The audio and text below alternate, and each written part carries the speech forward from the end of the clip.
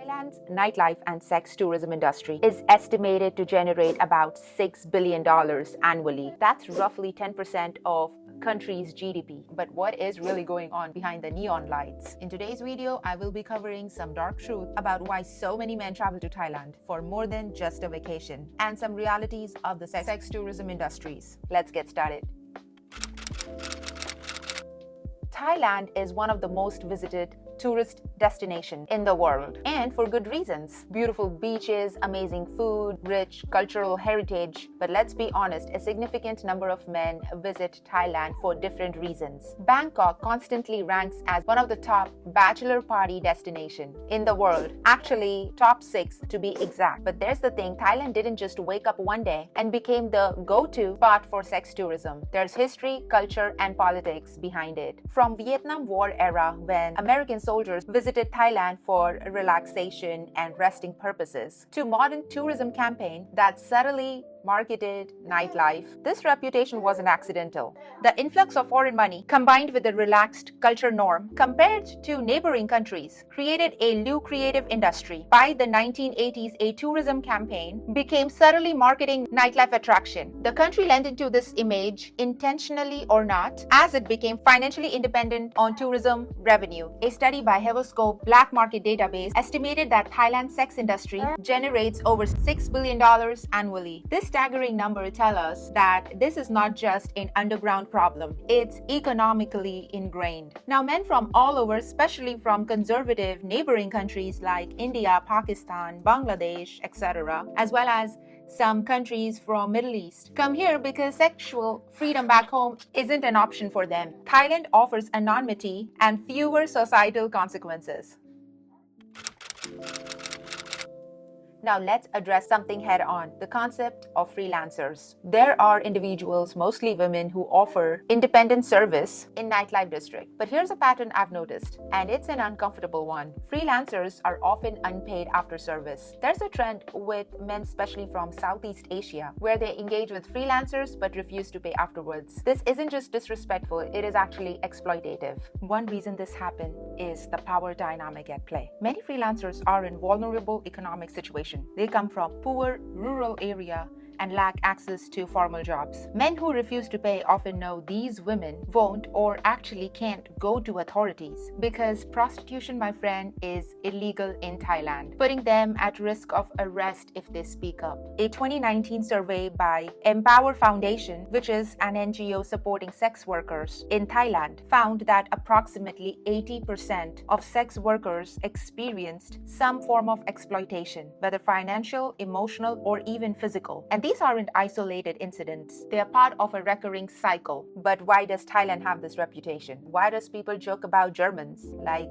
never ask a man about its salary, never ask a woman about her age, or never ask a German why he went to Thailand. Because the issue is just not about nightlife. It's about systemic problem, corruption, and societal blind spots.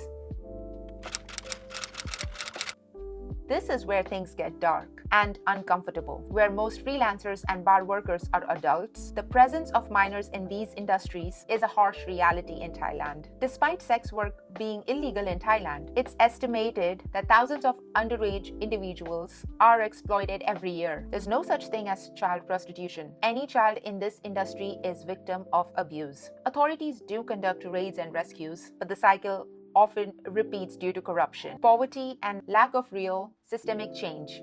For those of you new to my channel, go ahead and subscribe to my channel and turn on the bell icon so that you don't miss out on my future video. And thank you for my subscribers who stuck around. If you're planning on travel to Thailand for the first time, I have actually created a rough itinerary for 10 days. Grab your free PDF from the description below. Go ahead and share with whoever needs to watch this video. There's a shocking case. A German man, I'm not gonna name him in my video. I'm gonna drop some link in the description below. Y'all can just go ahead and read more about it. As well as there's a documentary about the same subject. I'm gonna drop the link about it in the description below as well. A German man was recently arrested in Pattaya for engaging in illegal activities involving minors. This case sparked international outrage and brought global attention to the dark side of Thailand's nightlife. What's even more concerning is how systemic corruption allows individuals like him to evade justice for so long before being caught. In many cases, the officials are bribed or turn a blind eye, allowing predators to continue their activities. Reports suggest that corruption often starts at lowest level, for instance, local police, and then goes all the way up to influential political figures. Thailand isn't the only country facing these issues. This specific case became global news because it highlights a bigger problem, that is, international predator exploiting legal loopholes and societal vulnerabilities in developing countries. It's cases like these that highlights the urgent need for stricter enforcement and transparency, not just in Thailand but globally.